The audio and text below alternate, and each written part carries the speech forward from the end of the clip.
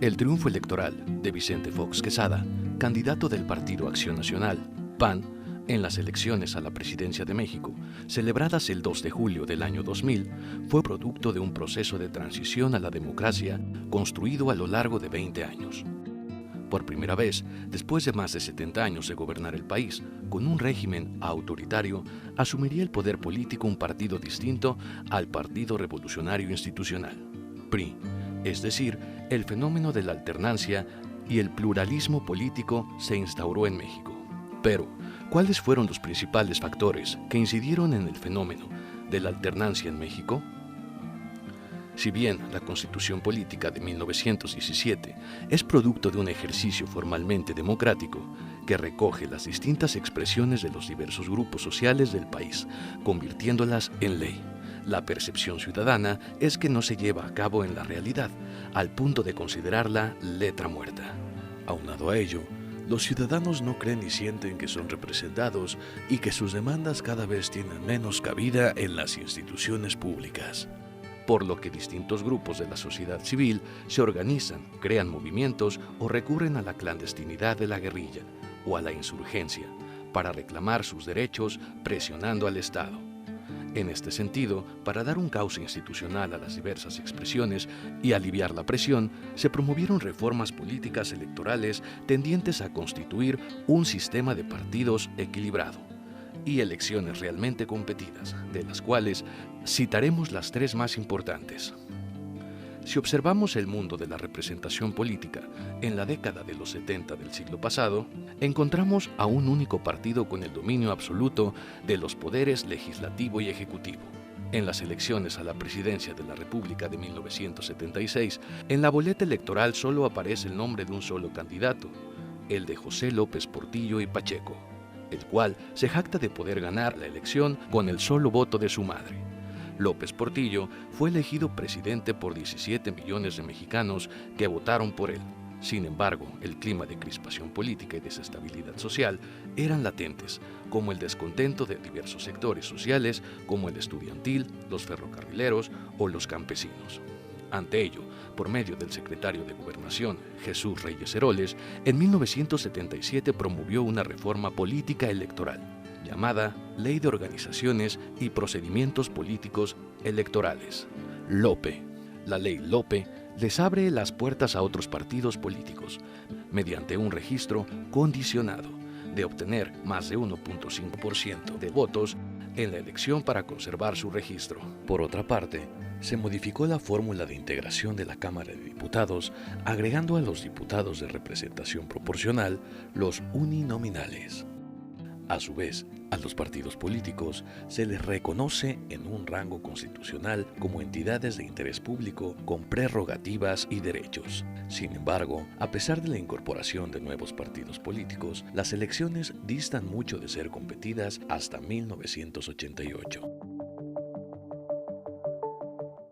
Las elecciones del 6 de julio de 1988 fueron muy competidas y puso en evidencia la obsolescencia de los órganos, mecanismos, normas y operadores electorales de ese momento, lo que condujo a mirar con desconfianza la actuación del órgano encargado de organizar la elección. La Comisión Federal Electoral, que era presidida por el secretario de Gobernación, Manuel Bartlett Díaz, y conformada en su mayoría por representantes del PRI.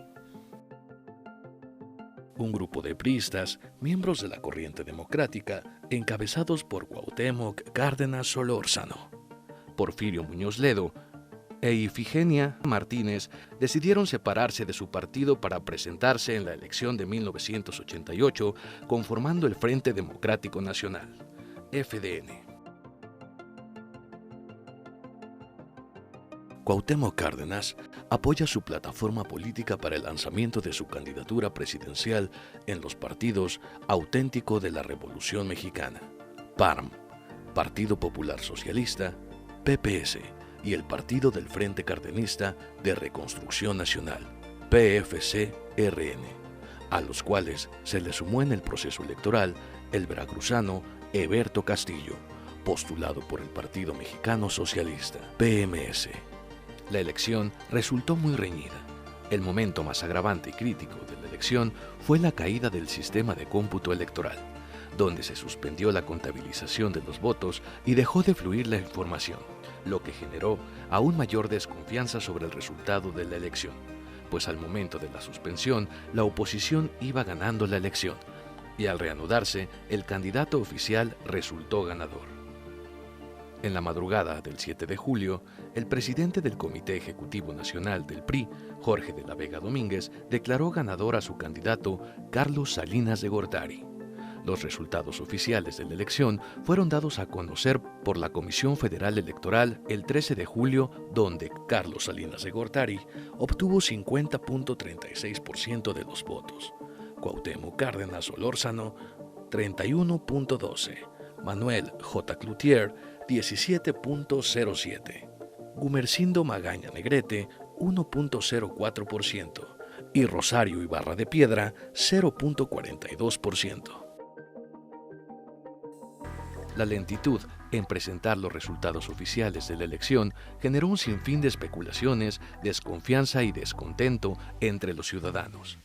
lo que propulsó a los distintos actores políticos y sociales a impulsar una serie de reformas político-electorales que garantizaran la imparcialidad y la transparencia para elegir a los representantes populares, que finalmente derivaron en la creación del Instituto Federal Electoral, IFE, como un órgano autónomo del Poder Ejecutivo. A su vez, se creó el Tribunal Federal Electoral, TRIFE, para dar cauce legal a las quejas y conceder resoluciones a las impugnaciones y a los conflictos por las anomalías que se presentasen en la contienda electoral. Otra reforma de suma importancia se presentó en el sexenio de Ernesto Zedillo Ponce de León, bajo el contexto de una aguda crisis financiera y económica, encaminada a garantizar condiciones equitativas para equilibrar la contienda electoral mediante el financiamiento público a los partidos políticos y el acceso a los medios de comunicación. Con la inyección de recursos públicos, se da preeminencia al dinero público sobre el privado para evitar la captura de los partidos políticos por parte de los grupos de interés y quedar a la imposición de sus exigencias. Se establecieron para ello topes a la cantidad de dinero que puede recibir los partidos políticos de parte de una persona física o moral del ámbito privado. En esta reforma se establece que la repartición del presupuesto público destinado entre los partidos políticos vigentes sería del 70% en función de los votos obtenidos en la última elección anterior y el otro 30% restante de manera igualitaria. Por otra parte, los partidos políticos pueden comprar publicidad en los diversos medios de comunicación, pero también el Estado les concede proporcionalmente acceso gratuito a los tiempos oficiales para realizar su propaganda, por lo que se multiplica la presencia en radio y televisión de los partidos. Asimismo, se establece que el IFE realice el monitoreo de comportamiento de los noticiarios de radio y televisión para garantizar la objetividad, profesionalismo, equilibrio y el no transgredir la vida privada de los actores políticos.